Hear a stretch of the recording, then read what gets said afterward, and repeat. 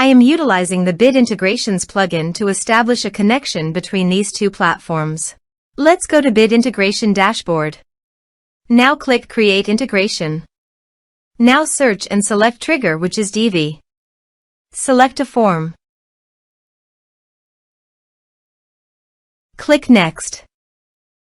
Search and select Mailment.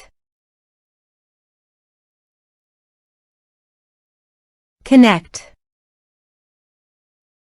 Next. Choose Actions. Select a list.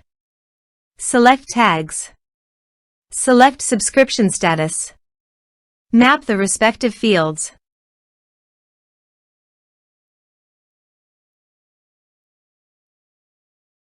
You can update contact by checking the box.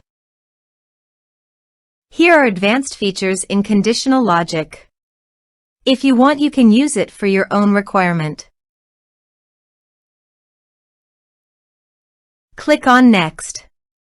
Finish and save it. Let's submit a form.